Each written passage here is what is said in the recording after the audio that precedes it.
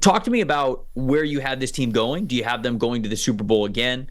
Where you see their playoff run ending, and ultimately what could get in the way of San Francisco not getting over the hump and bringing another Lombardi trophy to them? They are certainly in the inner circle of contenders. If you were making a top 5 or 6 teams that could win a Super Bowl, and it's been like this for 5 or 6 years now, the 49ers are in that group, right? And I think, again, having them win the division, they could very well be the 1 seed by the end of it. It wouldn't shock me. Like you mentioned, they have a chance to have the best record in football.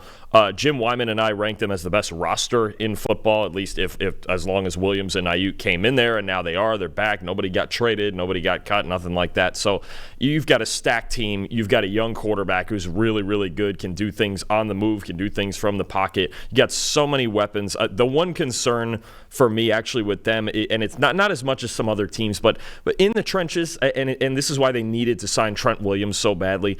They ranked 24th in pass blocking grade last year, and the other 4 spots at times were it's just not great. They're a much better run blocking team. They led the league in run blocking grade, but pass protection to me is going to be the key for this team. Brock Purdy was under pressure in the Super Bowl on roughly half his dropbacks. It was really the difference in the game. Nobody's going to function like that. Patrick Mahomes doesn't even function like that. Half the time in a big spot is just not good. And they need to be able to block premier pass rushing teams. We saw them struggle. Even when they played the Rams, they may have still beat them, but they had no answer for a guy like Aaron Donald. They had no answer for a guy like Chris Jones, right? So it's in those big moments when they're playing teams with really good pass rush, especially interior pass rush, that I worry about them. So I could see them going all the way. I could see them winning the whole thing. I have them just being knocked out in the divisional round. I think I have Philadelphia actually going out to San Francisco and upsetting them.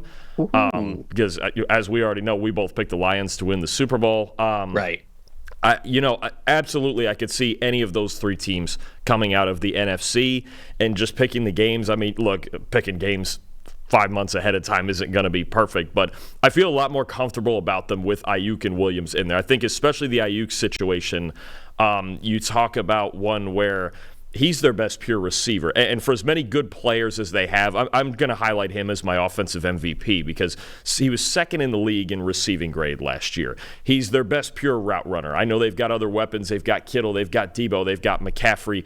He's their best pure route runner. In a classic sense, he's their best wide receiver. Like Debo Samuel is the weapon. He can get in the backfield. He goes in motion. He does all the wild stuff. He does all the stuff after the catch. But if you just look at it as a pure wide receiver, Ayuk is their best one, and he's so versatile.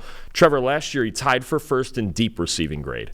He tied for first in intermediate receiving grade, and he was third in short receiving grade. He was the only player in the top 10 of all 3 of those categories last season, and he was first in 2 of them and third in another. So I just think what he does in his route running and just he's the guy actually I would trust more than anyone on the outside on this team to just win a one-on-one battle in man coverage. It's that. I think if they were to lose him, I don't think they would make the Super Bowl. And now I think you sit there and you go, okay, they kept Ayuk. They re-signed Trent Williams. That's not an issue anymore. They might have to get him loose. He's going to play the Jets on just 1 week of practice. But Trent Williams is Trent Williams, he's the best offensive lineman maybe of this generation, honestly. I'm going to highlight Ayuk as my offensive MVP.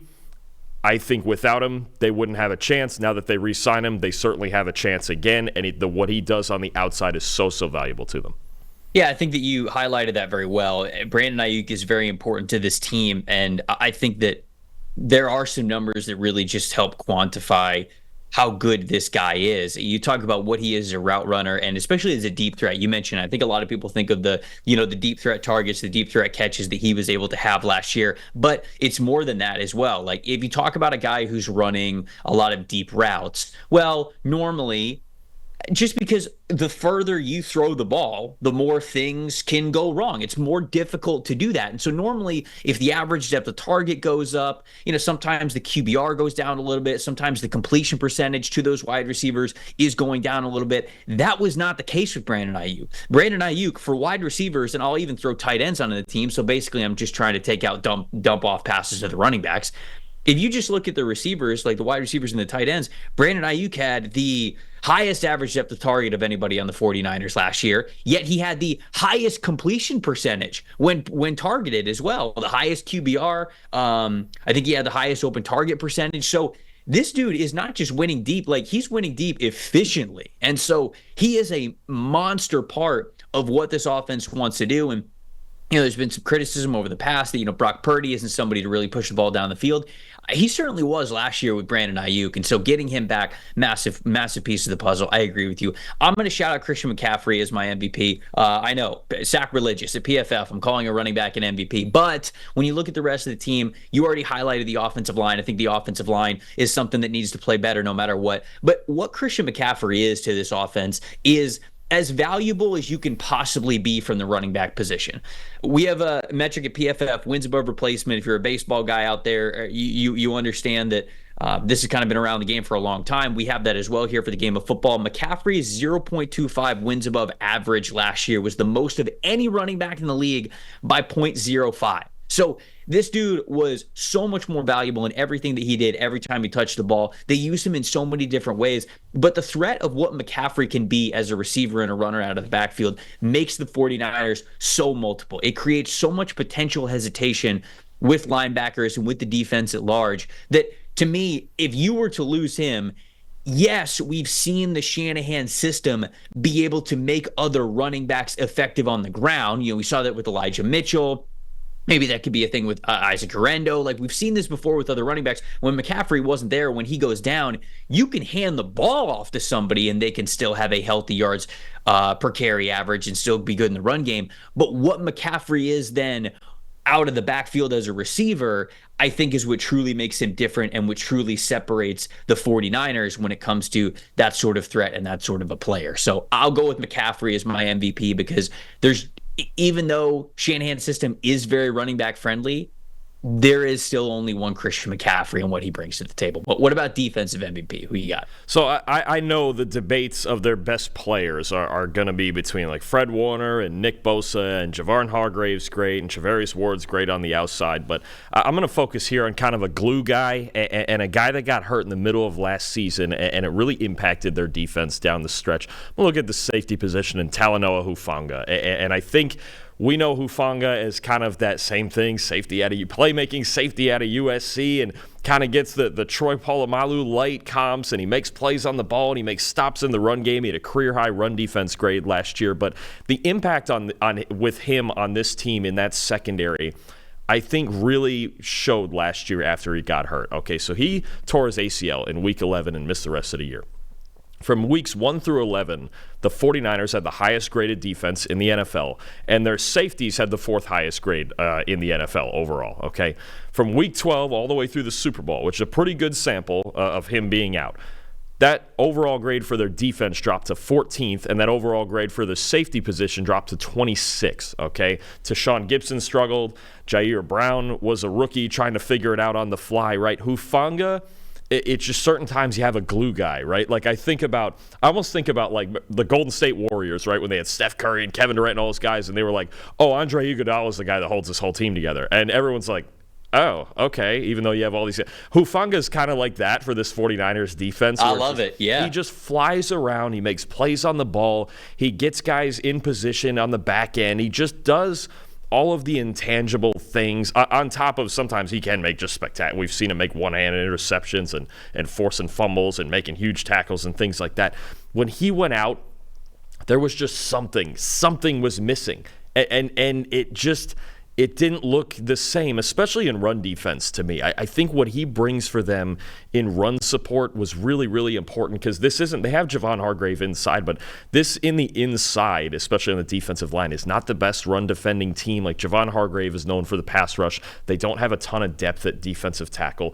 Warner and Dre Greenlaw, when he's healthy, and that's another concern for me with this too, is Dre Greenlaw is going to be out for some amount of time after tearing his Achilles in the Super Bowl. Now you got Devondre Campbell, which is about as good a third linebacker as you can have. Right. An impact starter who can step in there for Greenlaw in the meantime, and then eventually you have all three of them. But Hufanga, there's just something about him. It's almost like that. And the impact, sometimes it's impact as an individual, and we can go over WAR and we can go over grades and all those things, and sometimes it's just the impact a guy has on a team. And I don't know that anybody has more impact on and off the field than Hufanga does for this team. Well, I can tell you a player that does. It's my defensive MVP, and it's Fred Warner. I mean, this is, I think, the obvious answer, but I totally echo everything that you're saying with Hufanga because the defense was different when he was not out there. Now, I think that Hufanga is a tone setter for this defense in the traditional sense of the phrase, where when we think of tone setting, we think of effort, the play speed, the physicality, right? We think of that when we say the word tone setting or the words tone setting. With Fred Warner, I think that Fred Warner also sets the tone for the middle of this defense in a different way.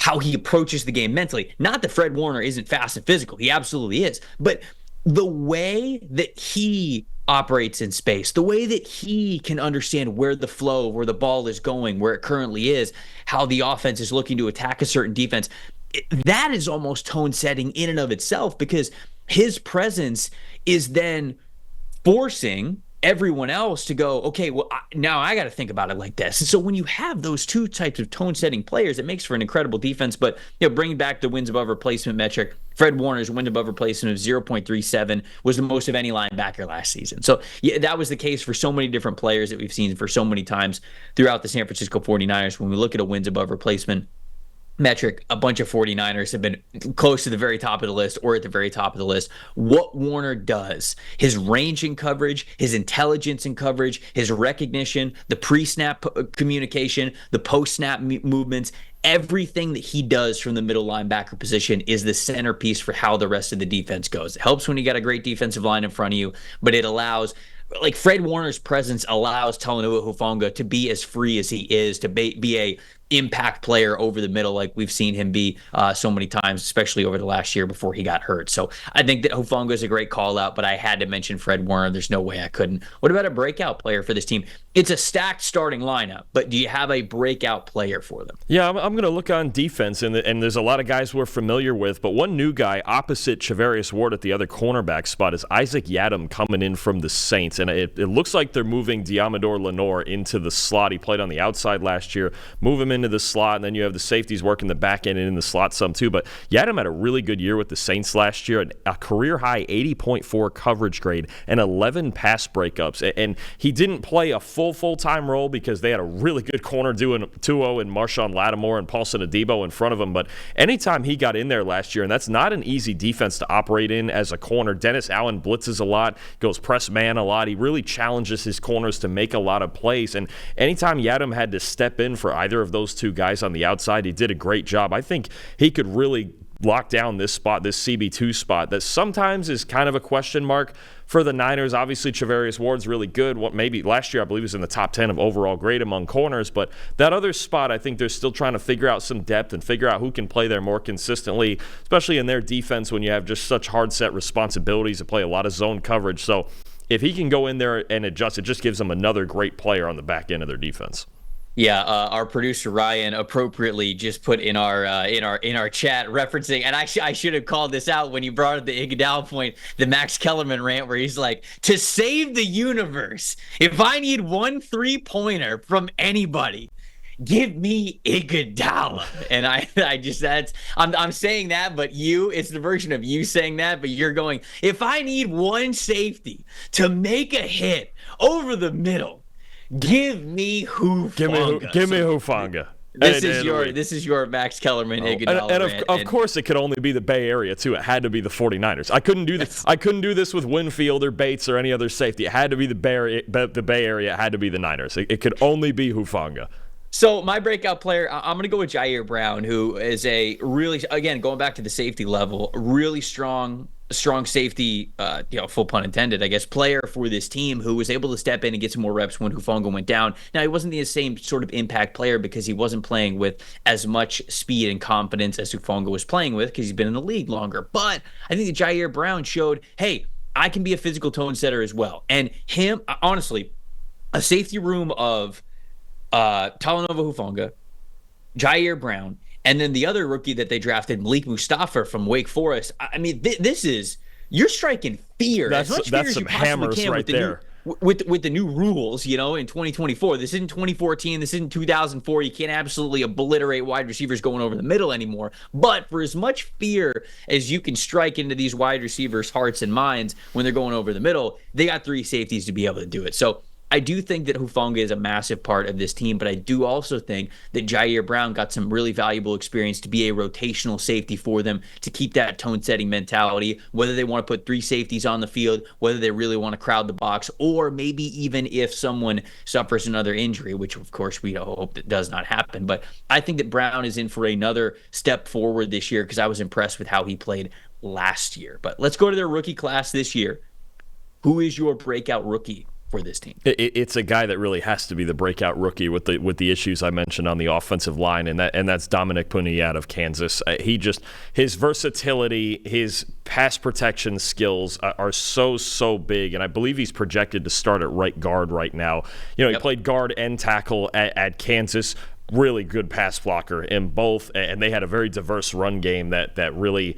It allowed them to get on the edges a lot. So I think he really has a good understanding of how to open up holes, and it's the pass protection for me. I mean, they need better pass protection from the other 4 guys not named Trent Williams on this team, and Puni could be a really, really big part of that, whether he stays at guard, whether he kicks out to right tackle at some point, wherever he's playing, he has to be a big part of this effort for this offense.